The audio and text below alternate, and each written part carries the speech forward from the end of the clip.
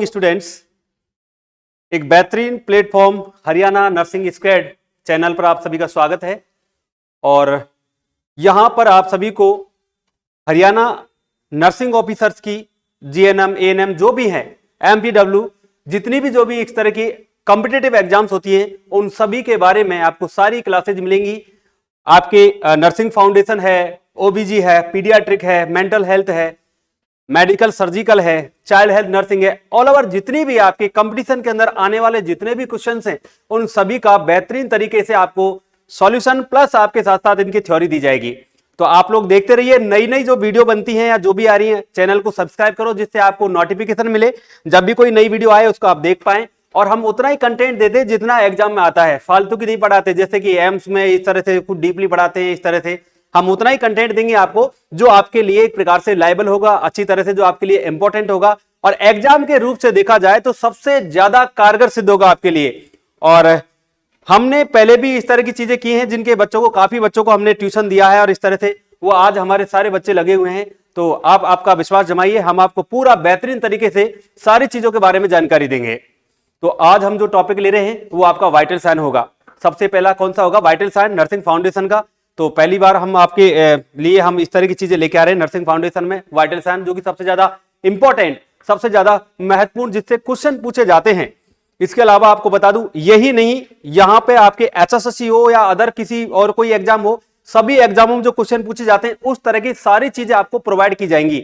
और हरियाणा के अंदर तो एक भी क्वेश्चन नहीं छूटेगा, सारे क्वेश्चन का जवाब आप दे पाओगे, ए टू जेड क्वेश्चन का जवाब दे पाओगे।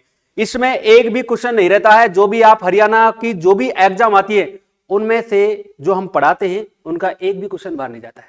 सारे जो पढ़ा रहे ना उसमें से आएगा। अगर किसी ने अच्छी तरह ध्यानपूर्वक पढ़ा तो गारंटी के साथ कह सकते हैं कि वो आदमी सिलेक्शन ले सकता है। अब पढ़ोगे नहीं तो वो बात आपकी अलग बात हो जाती है। अच्छी तरह से पढ़िए और हरियाणा नर्सिंग स्क्वाड के साथ में आप चलते रहिए, आपका भविष्य उज्जवल होगा। चलिए बात करते हैं वाइटल साइन की। सबसे पहले वाइटल साइन बात करते हैं। वाइटल साइन तो मेनली वाइटल साइन होता क्या है? वाइटल साइन क्या होता है? वाइटल साइन एक बेसिक कंपोनेंट होता है। Vital sign are the basic component which are indicate the health of the client. आप कैसे इंडिकेट करेगा? Physiologically and psychologically. Physiologically and psychologically indicate करता है। फिजियोलॉजिकली एंड साइकोलॉजिकली किसी व्यक्ति की फिजिकली देखते हैं और साइकोलॉजिकली देखते हैं। उसके अंदर कोई भी स्ट्रेस वगैरह या कुछ भी इस तरह की चीजें हो, या फिर उसका टेम्परेचर बढ़ा हुआ है या फिर और कोई प्रॉब्लम्स है, सभी तरह की चीजें होती हैं, उनके बारे में हम देखते हैं। और ये जो चीजें क्या करती हैं? इंडिकेट करती हैं कि जो व्यक्ति है वो मेंटल इलनेस है या एक प्रकार से फिजिकल इलनेस है या फिर किस प्रकार से वो हेल्दी है या अनहेल्दी है। तो ये सारे जो कंपोनेंट है ये सारे बताते हैं। ठीक है, अब बात करता हूं कि वाइटल साइन जो है, वाइटल साइन का अगर दूसरे नाम के बारे में बात करें तो वाइटल साइन का दूसरा नाम दिया जाता है cardinal sign.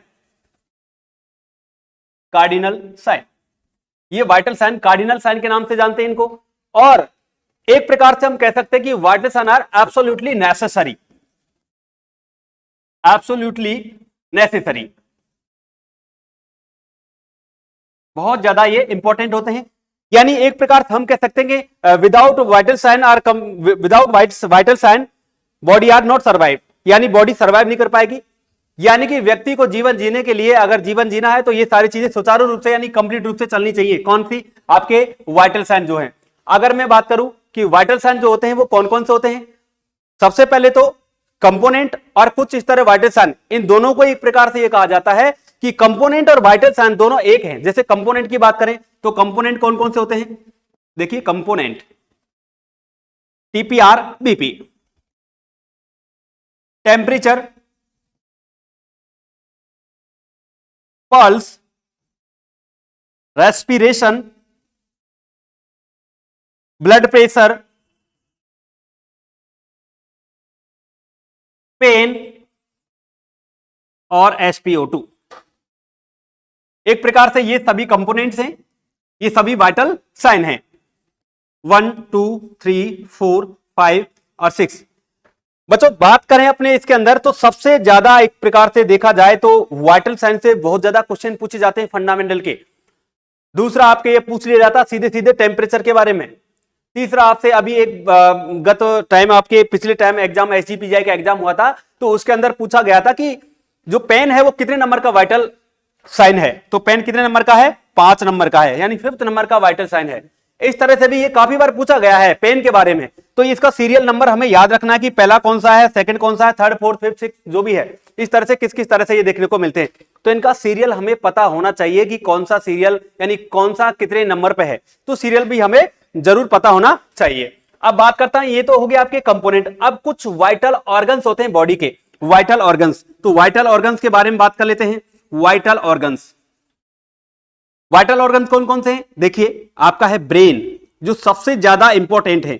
Brain, heart, lungs, liver, kidney, ये सभी होते हैं। हार्ट, एक तो आ गया आपका brain, heart, lungs, liver, kidney, ये सभी क्या है? पांचों organs very very most important है। कई बार बच्चों से पूछते हैं कि एक प्रकार से वाइटल ऑर्गन्स कौन कौन से हैं हमारे बॉडी के ऑर्गन्स जो सबसे ज्यादा इंपॉर्टेंट है। तो आंख, कोई बोल देता आंख, कोई बोल देता कान, लेकिन ऐसा नहीं है। आप बिना आंख के, बिना कान के इस तरह से आप रह सकते हो, लेकिन बिना हार्ट के, बिना लंग्स के, बिना किडनी, लिवर वगैरह की वजह से इनकी अगर एब्सेंस है तो आप लोग नहीं रह पाओगे। अगर इस डैमेज हो गए तब भी नहीं रह पाओगे। जैसे आपको बता दूं, ब्रेन है, अगर ये ब्रेन आपके खत्म हो जाता है तो बाकी चीजें क्या करेंगी? ये अपना एबनॉर्मलिटी शो करेंगे, और एबनॉर्मलिटी शो करेंगी तो उस एबनॉर्मलिटी में क्या होगा? उस एबनॉर्मलिटी में कोई भी ऑर्गन प्रॉपर रूप से काम नहीं करेगा, इंबैलेंस हो जाएगा। और इंबैलेंस हो जाएगा तो उस दौरान हम क्या करेंगे?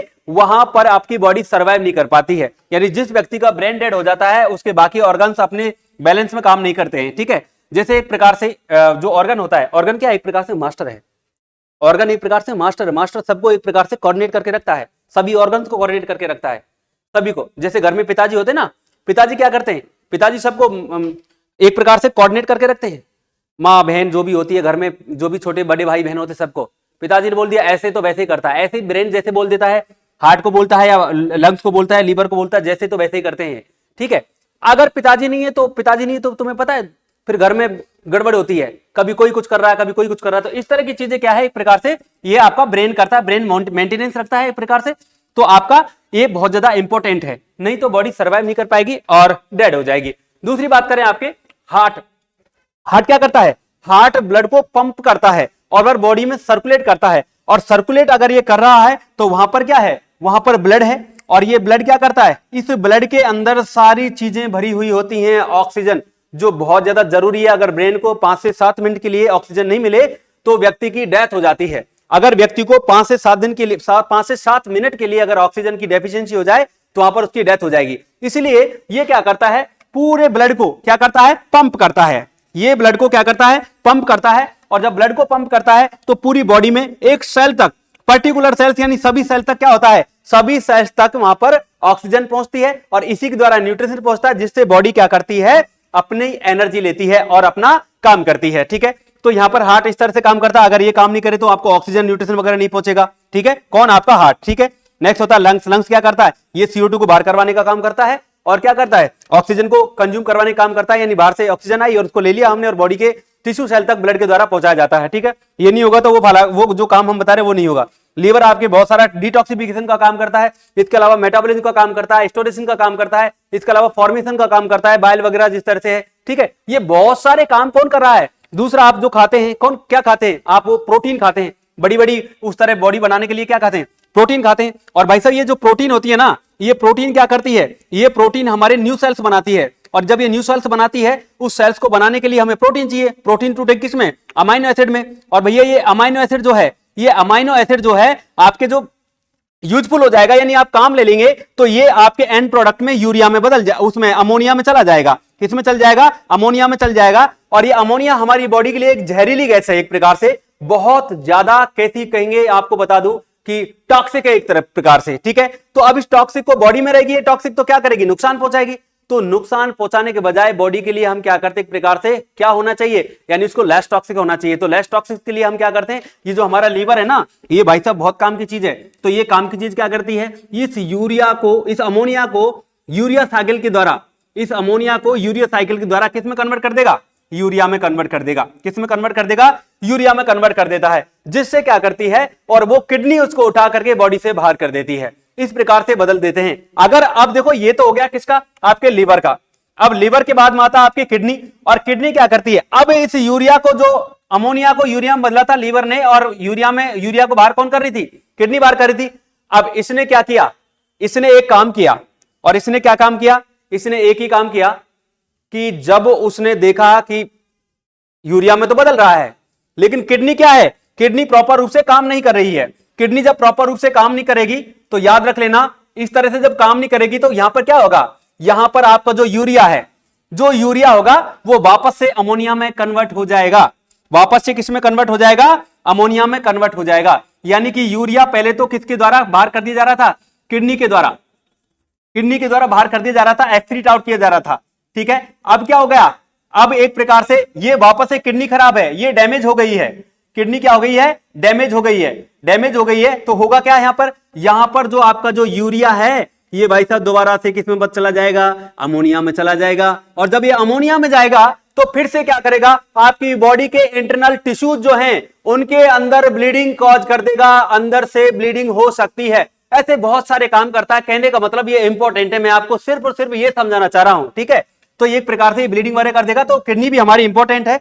इसके अलावा जितने भी बॉडी के टॉक्सिक सब्सटेंस या टॉक्सिक नाइट्रोजनस बेस जो भी है उस सबको बाहर करने के लिए हमारी किडनी जिम्मेदार है। कौन जिम्मेदार है? किडनी जिम्मेदार है। इस किडनी को हम एक प्रकार से कहते हैं बिल्कुल हेल्दी, या ऐसे प्रकार से रखते हैं हम इसे, जिससे क्या है, एक प्रकार से जो भी आपकी बॉडी की क्रिया है वो प्रॉपर रूप से चलती रहे। तो आपके जितने भी ऑर्गन्स, आपके ब्रेन है, हार्ट है, लंग्स है, लीवर है, किडनी है, ये सभी क्या है? इंपॉर्टेंट है, वेरी वेरी इंपॉर्टेंट है और बॉडी के लिए बहुत ज्यादा जरूरी है। ठीक है, तो ये सभी क्या है? वाइटल ऑर्गन्स हैं। इनको इसलिए वाइटल बोला क्योंकि ज्यादा जरूरी है। और सबसे पहले अपन देखते हैं हॉस्पिटल में पेशेंट आता है तो क्या देखते हैं? इसके वाइटल साइन चेक करो, पहले इसके वाइटल चेक करो कि कितने हैं। तो डॉक्टर पूछता है वाइटल कितने, टेम्परेचर, पल्स, बीपी, रेस्पिरेशन जो भी है। इसकी spo2 देखो, ऑक्सीजन कितनी है? 95 है, ठीक है, कोई दिक्कत नहीं है। कम हो गई तुरंत से उसका देखते हैं, लंग्स को चेक करते हैं तुरंत से, कोई दिक्कत तो नहीं है, और कोई दिक्कत नहीं। तो सभी चीज इस तरह से देखते हैं। ये क्या है? एक प्रकार से very very most important organ है, इसलिए इनके बारे में सबसे ज्यादा देखा जाता है। अब हम बात करें कि आपके जो इंपॉर्टेंट जो भी आपके कंपोनेंट हैं वाइटल साइन के, उनके बारे में बात करते हैं। देखिए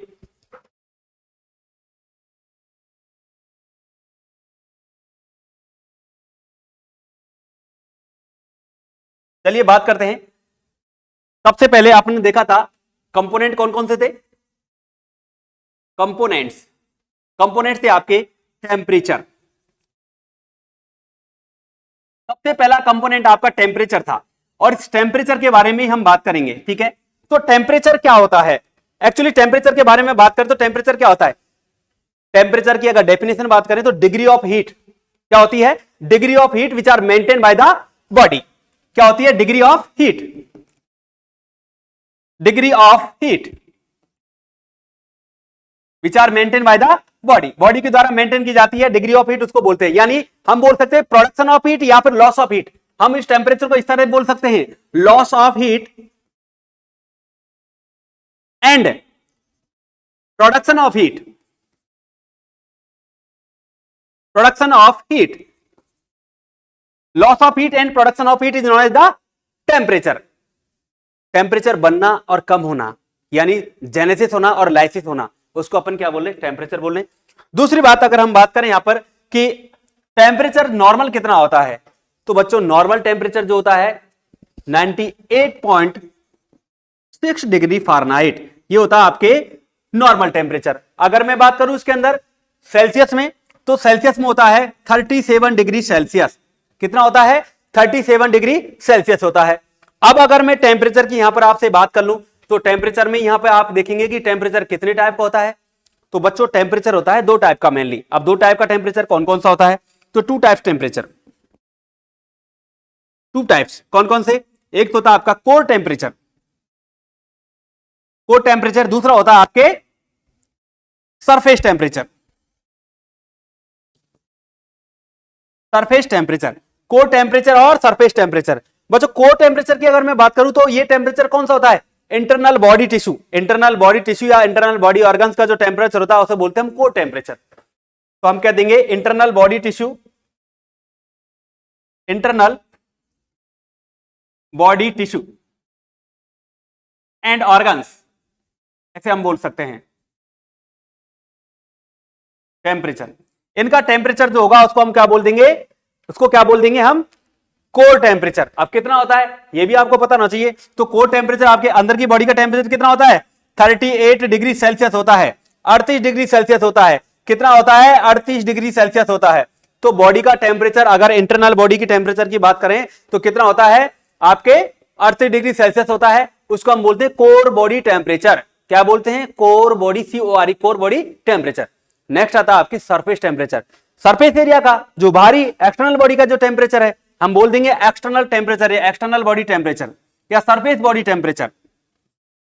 एक्सटर्नल बॉडी टेम्परेचर या फिर surface body temperature, surface body temperature, external body temperature या सरफेस बॉडी टेम्परेचर, एक प्रकार से हम इसको बोल सकते हैं। वो क्या है आपका एक्सटर्नल सरफेस टेम्परेचर या सरफेस टेम्परेचर, जो कितना होता है 37 डिग्री सेल्सियस। कितना होता है 37 डिग्री सेल्सियस। ठीक है, ये आपने देखा टेम्परेचर के बारे में कि एक प्रकार से कितना कौन कौन सा टाइप होता है टेम्परेचर का, तो ये इस तरह से देखने को मिलता है। ठीक है, तो पहले हम इसके बारे में बात कर रहे थे जिसके बारे में आपने देखा कि टेम्परेचर कितने टाइप का कितना नहीं है। अब हम बात करेंगे इसके बारे में कि टेम्परेचर रेगुलेटर सेंटर के बारे में बात करेंगे। तो टेम्परेचर रेगुलेटर, अब देखो टेम्परेचर तो हम देख रहे हैं, तो टेम्परेचर रेगुलेटर सेंटर कौन है, कौन मेंटेन करता है टेम्परेचर को? टेम्परेचर को मेंटेन करने वाला जो हमारी बॉडी में है वो हाइपोथैलेमस है। कौन है? हाइपोथैलेमस। तो ये हाइपोथैलेमस जो है, ये हाइपोथैलेमस जो है ये भाई साहब क्या करते हैं टेम्परेचर को मेंटेन करते हैं। ये भाई साहब टेम्परेचर को मेंटेन करते हैं। और टेम्परेचर को किस तरह मेंटेन करते हैं आपको बता देते हैं। देखिए टेम्परेचर को ये कौन करता है? हाइपोथैलेमस। कौन करता है? हाइपोथैलेमस। हाइपोथैलेमस, हाइपोथैलेमस बॉडी के टेम्परेचर को रेगुलेट करता है। अब इस हाइपोथैलेमस के अंदर सेंटर प्रेजेंट है। ये अकेला हाइपोथैलेमस नहीं, हाइपोथैलेमस के अंदर प्रेजेंट जो सेंटर है वो आपका क्या है? टेम्परेचर को रेगुलेट करता है। तो हाइपोथैलेमस जो है वो क्या करता है? बॉडी के टेम्परेचर को रेगुलेट करता है। इसके अंदर जैसे मैंने आपको बता दिया, ये बॉडी का एक प्रकार से हाइपोथैलेमस में क्या है? एक सेंटर है जिसको हमने दो भागों में डिवाइड कर दिया, और दो भागों में डिवाइड करके हमने एक कर दिया एंटीरियर और दूसरा कर दिया हमने पोस्टीरियर। एक एंटीरियर हो गया, दूसरा क्या हो गया? पोस्टीरियर। तो एंटीरियर देख लिया और पोस्टीरियर देख लिया। इस तरह से हम देख रहे हैं एंटीरियर और पोस्टीरियर। तो एंटीरियर क्या करता है और पोस्टीरियर क्या काम करता है? देखिए ये जो है आपका ये सेंटर है, ये किसका क्या सेंटर है? ये हाइपोथैलेमस के अंदर प्रेजेंट सेंटर है। और ये हाइपोथैलेमस के अंदर जो प्रेजेंट सेंटर है वही क्या करता है? आपके एक प्रकार से बॉडी के टेम्परेचर को मेंटेन करता है। अब मेंटेन करने में एक तो क्या होता है, बॉडी के टेम्परेचर को कई बार तो ऐसा होता है कि कम हो रहा है बॉडी का टेम्परेचर, कई बार क्या होता है बॉडी का टेम्परेचर ज्यादा देखने को मिल रहा है। तो बॉडी के टेम्परेचर कम कब होगा और ज्यादा कब होगा उसके बारे में अगर मैं बात करूं तो देखिए आपका जो एंटीरियर जो लोब है ये एक प्रकार का लोब है, एंटीरियर लोब, ये पोस्टीरियर लोब। अब एंटीरियर लोब क्या कर रहा है? वेजोडाइलेशन करता है। एंटीरियर लोब क्या करता है? वेजोडाइलेशन, यानी मैं कह दूं एक प्रकार से ये हमारे बॉडी के थर्मोलाइसिस का काम करेगा। वेजोडाइलेशन होगा और वेजोडाइलेशन होने के बाद में क्या होगा? स्वेटिंग होगी। स्वेटिंग हुई और स्वेटिंग होते क्या हो जाएगा? हीट लॉस होगी, हीट लॉस होगी, हीट लॉस। अब ये जरूरत कब है? ये तो हो गया आपके एंटीरियर का। अब पोस्टीरियर क्या करता है? पोस्टीरियर के बारे में भी आपसे बात कर लेते। देखिए पोस्टीरियर किस तरह से काम करेगा। तो देखिए पोस्टीरियर ये क्या कर रहा था यहां पर? वेजोडाइलेशन। यहां करेगा आपके वेजो कॉन्स्ट्रिक्शन, वेजो कॉन्स्ट्रिक्शन, वेजो कॉन्स्ट्रिक्शन होगा। यहां क्या होगा? वेजो कॉन्स्ट्रिक्शन होगा। और वेजो कॉन्स्ट्रिक्शन होते ही शिवरिंग होगी। क्या होगा? शिवरिंग होगी। जैसे शिवरिंग होगी तो वहां पर आपका हीट का प्रोडक्शन होगा। हीट का क्या होगा? प्रोडक्शन होगा। तो यहां हम कह देंगे हीट प्रोडक्शन। ठीक है, अब हीट प्रोडक्शन हो रहा है, इसका मतलब है कि थर्मोजेनेसिस हो रहा है। इसका मतलब क्या हुआ? थर्मोजेनेसिस हो रहा है। ठीक है, इस तरह से देखने को मिलता है। ठीक है,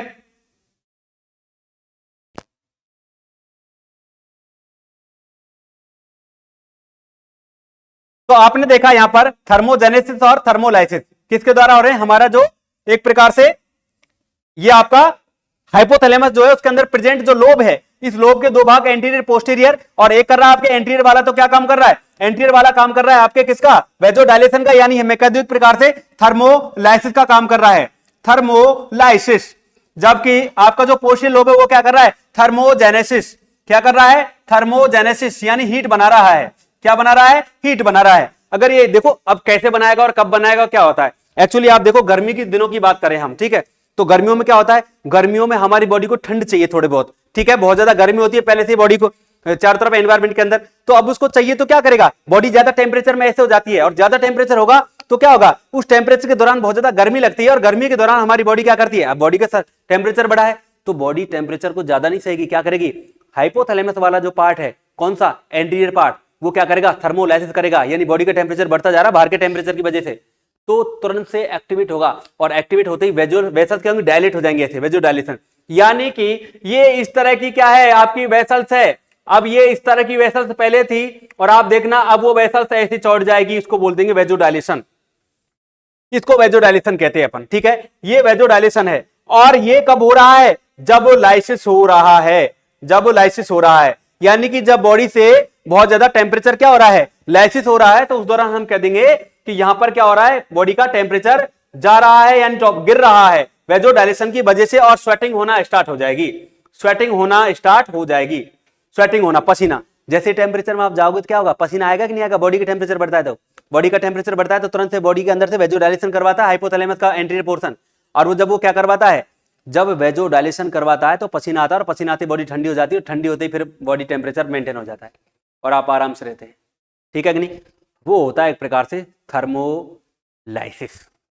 अब सर्दियों के माहौल में क्या होता है, सर्दियों के माहौल में अपन ऐसे रहते हैं, सर्दी सर्दी सर्दी इस तरह से, तो ये सब क्या है, ये अपन क्या होगा, वहां पर हीट की जरूरत है, क्योंकि हम इस तरह करते हैं ना, तो हीट को समेट के रखते हैं, बॉडी में हीट बन रही है ना, उसको हीट को समेट के रखते हैं। अब हीट को समेट के कैसे रखेंगे, क्योंकि आपका जो पोस्टीरियर पोर्शन है, कौन सा, आपके इसका हाइपोथैलेमस का जो टेम्परेचर रेगुलेटर सेंटर का पोस्टीरियर पोर्शन है, ये पोस्टीरियर पोर्शन जो है, ये भाई साहब पोस्टीरियर पोर्शन क्या कर रहा है, थर्मोजेनेसिस करता है, और ये क्या करेगा, ये एक प्रकार से हमारी बॉडी के अंदर शिवरिंग के दौरान क्या करेगा, पहले तो बॉडी ऐसी रहती है, इसके वेसल्स डायलेट रहती है, फिर इसको कॉन्स्ट्रिक्ट कर देगा, इसको कॉन्स्ट्रिक्शन बोल देंगे हम, कॉन्स्ट्रिक्शन, ठीक है, कॉन्स्ट्रिक्शन होगा, कॉन्स्ट्रिक्ट होगी, वेसल्स ऐसी हो जाएंगी, बिल्कुल सिकुड़ जाएंगी, और सिकुड़ जाएंगी, और उस दौरान क्या होगा, हीट का प्रोडक्शन होगा, कैसे, बीएमआर बढ़ जाएगी, बीएमआर, वेसल मोटाबिलिटी जो रेट है वो बढ़ जाएगी, यानी बॉडी के अंदर मेटाबॉलिज्म बढ़ेगा, और हीट का प्रोडक्शन ज्यादा से ज्यादा देखने को मिलेगा। इस तरह की चीज यहां पर देखने को मिलती है, तो हीट का रेगुलेशन जो है एक प्रकार से ऐसा होता है। अगर किसी को कोई तरह की दिक्कत है, कोई तरह कुछ पूछना है तो पूछ सकते हैं, आप कमेंट कर सकते हैं, कमेंट करके मेरे से पूछें तो मैं आपके कमेंट में देख सकूं कि क्या है क्या नहीं, आपको क्या समझ में आ रहा है क्या नहीं, ऐसे, ठीक है, बताए कोई भी, ठीक है। चलिए आगे हम बात करेंगे यहां पर कुछ चीजें जो थर्मोजेनेसिस का काम करती हैं। यहां पर मैं कह दूं एक प्रकार से फूड का ऑक्सीडेशन वगैरह जो है उसके बारे में बात करेंगे, जो थर्मोजेनेसिस की बात करती हैं, ठीक है। तो चलिए आगे बात करते हैं। यहां पर आपके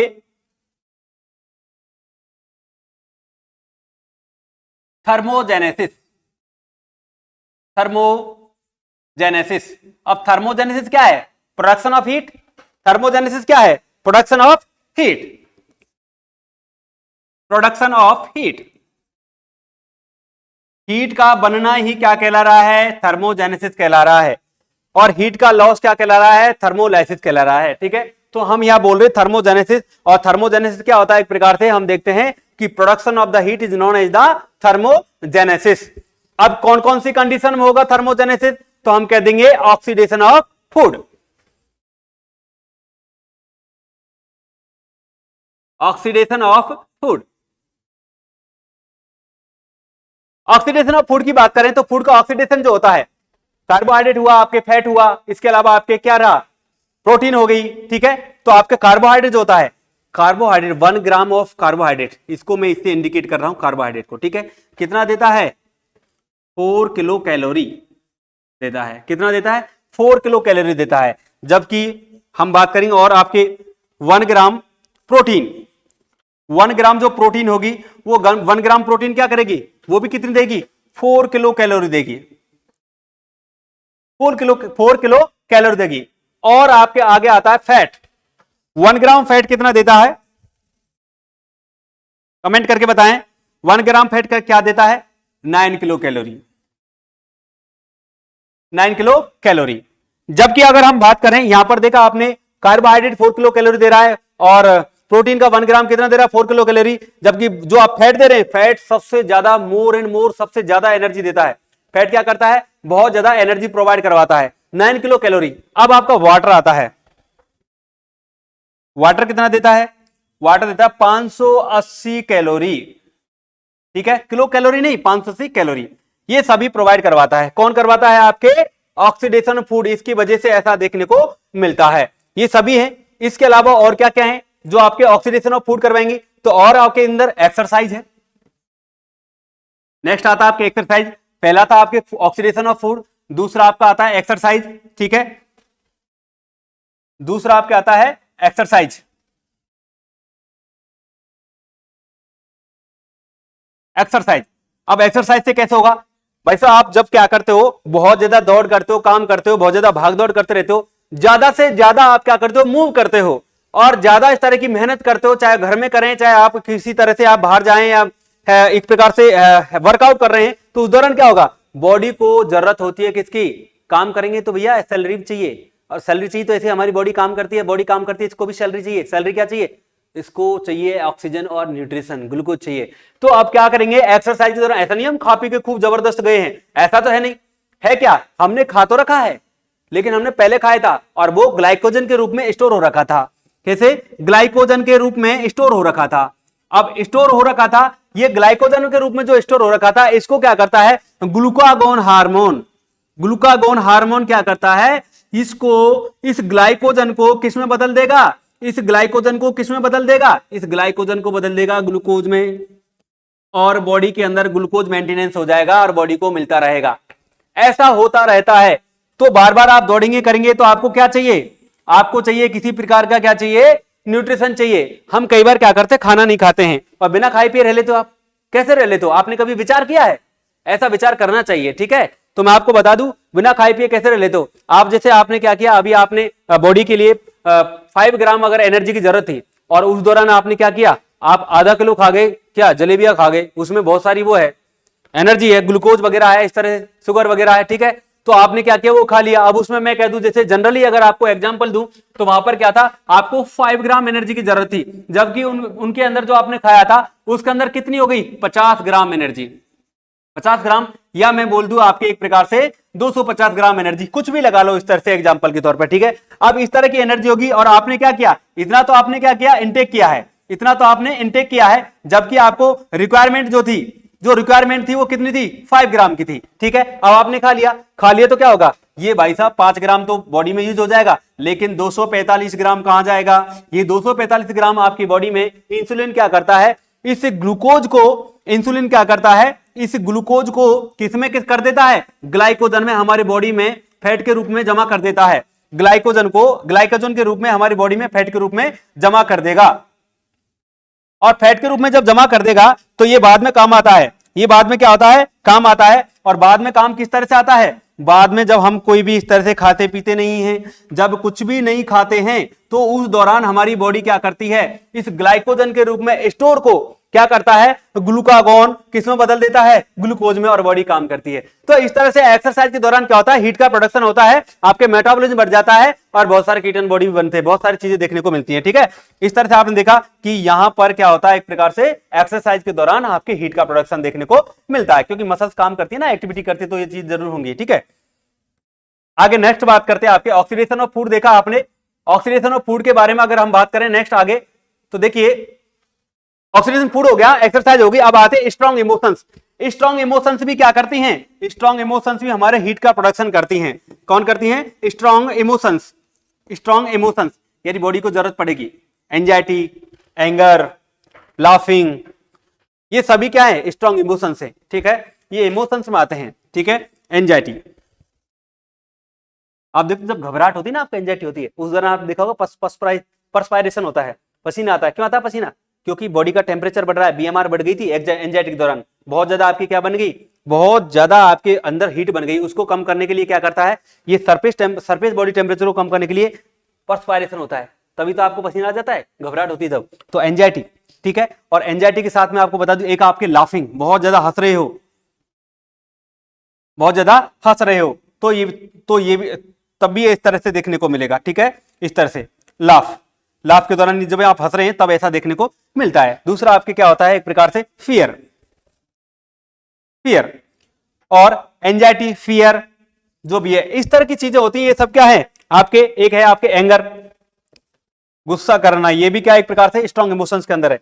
डीप सोरो, ये भी क्या एक प्रकार से स्ट्रॉन्ग इमोशंस हैं। डीप सोरो, बहुत ज्यादा गहरा दुख। और ऐसा गहरा दुख कब लगता है, ऐसा गहरा दुख जब लगता है आपको जब आप क्या करते हैं, एक प्रकार से कोई व्यक्ति की डेथ हो जाती है, कोई भी इस तरह के कारण होते हैं तो थर्मोजेनेसिस का कारण बनती है ये सभी चीजें, ठीक है। तो डीप सोरो वगैरह ये स्ट्रॉन्ग इमोशंस के अंदर देखने को मिलता है। नेक्स्ट आपके आता है स्ट्रॉन्ग इमोशंस के बाद आता है आपके एटमॉस्फेरिक कंडीशन। नेक्स्ट आता है आपकी एटमॉस्फेरिक कंडीशन, ठीक है। अब एटमॉस्फेरिक कंडीशन की बात करें तो बॉडी के अंदर जो भी चीजें होती है, यानी कि वो एनवायरमेंट की वजह से भी होती है, एनवायरमेंट की वजह से होती है कि नहीं होती। देखिए एनवायरमेंट क्या करता है, जैसे बाहर का टेम्परेचर है और बाहर का टेम्परेचर अगर आपका 42 डिग्री है या बाहर का टेम्परेचर आपका 40 डिग्री है, तो आपकी बॉडी उसके प्रति क्या करेगी, डिफेंस करेगी, या फिर बॉडी क्या करेगी, उसके बॉडी के बराबर बॉडी उसको टेम्परेचर को, बाहर के टेम्परेचर को एक्सेप्ट करेगी और एक्सेप्ट करेगी तो बॉडी का टेम्परेचर बढ़ेगा। और बॉडी का टेम्परेचर बढ़ेगा तो एटमॉस्फेरिक कंडीशन की वजह से बॉडी का टेम्परेचर बढ़ गया, यानी एनवायरमेंट की वजह से, एनवायरमेंट की वजह से हुआ। और एनवायरमेंट का जितना टेम्परेचर है, चाहे वो 37 डिग्री सेल्सियस हो, चाहे वो आपके 40 डिग्री सेल्सियस हो, या चाहे आपका 36 हो या 27 हो, 30 डिग्री सेल्सियस हो, ये सभी क्या करता है, बॉडी के टेम्परेचर को बढ़ाने का या घटाने का काम करता है एटमॉस्फेरिक कंडीशन के दौरान। और अभी हम जो बात कर रहे हैं वो कर रहे हैं आपके थर्मोजेनेसिस की बात, तो जिसके अंदर आपने देखा कि एटमॉस्फेरिक कंडीशन की वजह से क्या हो रहा है, बॉडी का टेम्परेचर बढ़ता है। दूसरा कुछ डिजीज कंडीशंस होती है। नेक्स्ट आपके आता है डिजीज कंडीशंस। डिजीज कंडीशंस, अब डिजीज कंडीशन की मैं बात करूं, आपको फीवर हो गया, आप कोई भी बीमारी होगी आपको, चाहे आपको टाइफाइड हो, चाहे आपको डेंगू हो, मलेरिया हो, कुछ भी हो, क्योंकि एंटीजन एंटीबॉडी रिएक्शंस होती है और वहां दौरान जब एंटीजन एंटीबॉडी रिएक्शन होती है तो रिएक्शन के दौरान क्या होता है, बॉडी का टेम्परेचर बढ़ता है, ठीक है ना। और बढ़ने के बाद में अपन बात करेंगे कि जो बॉडी का टेम्परेचर बढ़ता है तो डिजीज कंडीशन की वजह से बॉडी के अंदर क्या हुआ, थर्मोजेनेसिस हुआ। डिजीज कंडीशन की वजह से बॉडी के अंदर क्या हुआ, थर्मोजेनेसिस हुआ। यानी हमने कह दिया क्या हो रहा है, फीवर हो रहा है, ठीक है। फीवर में क्या होता है, आपके बॉडी का टेम्परेचर बढ़ता है, कितने से बढ़ जाता है, 98.6 डिग्री फारेनहाइट से, इससे ज्यादा बढ़ जाएगा, 98.6 डिग्री फारेनहाइट से ज्यादा हो जाएगा, उसको बोल देंगे हम क्या, एक प्रकार से थर्मोजेनेसिस बोल देंगे फीवर के अंदर, ठीक है। अब कितना बढ़ जाएगा भैया, वो हो सकता है 100 डिग्री फारेनहाइट हो, 102 हो, 103 हो, 105 हो, किस तरह से हो, तो ये सब क्या है, ये बॉडी का टेम्परेचर बढ़ रहा है। तो ये था हमारे थर्मोजेनेसिस, जिसके बारे में आपको बात कर रहा था। तो थर्मोजेनेसिस में आपको क्या क्या पता है, एक तो आपके फूड का ऑक्सीडेशन, एक तो आपको क्या होता है फूड का ऑक्सीडेशन, ऑक्सीडेशन की वजह से जितनी जितनी बॉडी के अंदर क्या होगा, मेटाबॉलिज्म होगा, और मेटाबॉलिज्म होता जाएगा तो बॉडी के अंदर हीट बढ़ती जाएगी, और हीट बनेगी तो बॉडी के टेम्परेचर को मतलब एलिवेशन मिलेगा एक प्रकार से बॉडी के अंदर टेम्परेचर का, ठीक है, ऑक्सीडेशन हुआ। दूसरा आपके आती है एक्सरसाइज, आप जो भी घूम रहे फिर रहे, बात कर रहे, बोल रहे, चल रहे, सभी क्या है, बॉडी एक्टिविटी कर रही है, बॉडी के अंदर क्या हो रहा है, बॉडी के अंदर एक प्रकार से जो एटीपी वगैरह है या फिर जो भी बॉडी के अंदर रिक्वायरमेंट है वो पहुंच रही है और मेटाबॉलिज्म हो रहा है, तो वहां पर क्या बॉडी का टेम्परेचर बढ़ेगा।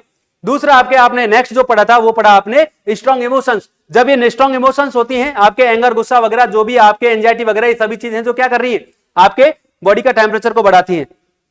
एटमॉस्फेरिक कंडीशंस है, अब एटमॉस्फेरिक कंडीशन क्या करती है, बॉडी के टेम्परेचर को बढ़ाती है, यानी बाहर का टेम्परेचर जितना होगा उतना ही तो अपने बॉडी का टेम्परेचर होगा। भाई इस जिस कमरे में हम हैं और उस कमरे में आपके फुल ज्यादा एक प्रकार से हीटर चला रखा है और बॉडी का इसका आपके जो एनवायरमेंट का टेम्परेचर यानी आपके कमरे का टेम्परेचर कितना है, 35 डिग्री सेल्सियस है, या फिर 35 डिग्री से मैं आपको बोल दूं सीधे 40 पे चला जाऊं, 40 डिग्री सेल्सियस है, तो आपको बहुत ज्यादा पसीना आएगा क्योंकि बॉडी का टेम्परेचर उसके साथ साथ बढ़ता चला जाएगा, ठीक है। तो वहां के एनवायरमेंट के जैसे आपके बॉडी का टेम्परेचर देने मिलेगा। जैसे ठंडा है तो बॉडी सरफेस ठंडा मिलेगा आपको, एनवायरमेंट वहां का ठंडा होगा। जैसे आपने घर में एसी चला दी और एसी चला दी तो बॉडी का टेम्परेचर एसी के जैसा देखने को मिलेगा, यानी बाहर जो कमरे में या बाहर या कमरे में क्या होगा, ठंडा एनवायरमेंट होगा तो हाथ वगैरह बॉडी क्या मिलेगी, ठंडी मिलेगी। ये सभी चीजें क्या है, ये एनवायरमेंट के ऊपर डिपेंड करता है, एटमॉस्फेरिक कंडीशन के ऊपर डिपेंड करता है, ठीक है। दूसरी आती है आपकी डिजीज कंडीशन, कोई भी बीमारी हो गई, कोई भी कंडीशन ऐसी डेवलप हो गई है तो उस दौरान क्या होगा, आपके बॉडी का टेम्परेचर बढ़ेगा, सीधी सी बात है। क्या होगा भाई, इन्फेक्शन हुआ है तो बॉडी में क्या होता है, टेम्परेचर बढ़ता है, और टेम्परेचर बढ़ता है तो हम कह देंगे उस दौरान बॉडी का टेम्परेचर ज्यादा हो रहा है, इसका मतलब है कि थर्मोजेनेसिस हो रहा है। और किसकी वजह से हो रहा है, कोई एंटीजन या कोई भी माइक्रो ऑर्गेनिज्म क्या हुआ, एंट्री कर गया, और कहां एंट्री कर गया, आपकी बॉडी के अंदर, किसी भी बॉडी के कोई भी डायरेक्ट या इनडायरेक्ट रूप से एंट्री कर गया है, जिसकी वजह से बॉडी का टेम्परेचर बढ़ रहा है। तो ये सभी चीजें किसको लीड कर रही हैं, आपके थर्मोजेनेसिस को लीड करती हैं। किसको लीड करती हैं, आपके थर्मोजेनेसिस को लीड करती हैं। एक आपके जैसे कोई भी चीज हो, कई बार चोट लग जाती है तो वहां भी देखना आपने क्या मिलेगा, वहां भी आपका टेम्परेचर बढ़ा हुआ मिलेगा। तो ये सारी चीजें जो क्या करती हैं, बॉडी के टेम्परेचर को लीड करती हैं। तो ये आपका थर्मोजेनेसिस। आगे बात करते हैं आपके नेक्स्ट थर्मोलाइसिस। तो थर्मोलाइसिस क्या होता है, अगर किसी को कुछ पूछना है कोई भी इस तरह के तो कमेंट करें मेरे को, ताकि मुझे पता चले आपको किसी तरह से कोई भी प्रॉब्लम आ रही हो, कमेंट कीजिए। ठीक है, अभी तो हमने क्या पढ़ा है, थर्मोजेनेसिस बताया है। क्या बताया है, थर्मोजेनेसिस बताया है। ठीक है, अब इसके बाद में आपकी बात करेंगे नेक्स्ट थर्मोलाइसिस। जो थर्मोलाइसिस होता है यानी बॉडी का टेम्परेचर जो लाइसिस हो रहा है वो कैसे हो रहा है। ठीक है, तो थर्मोलाइसिस के बारे में बात कर लेते हैं अपन। ठीक है, तो देखिए थर्मोलाइसिस कैसे कैसे हो रहा है।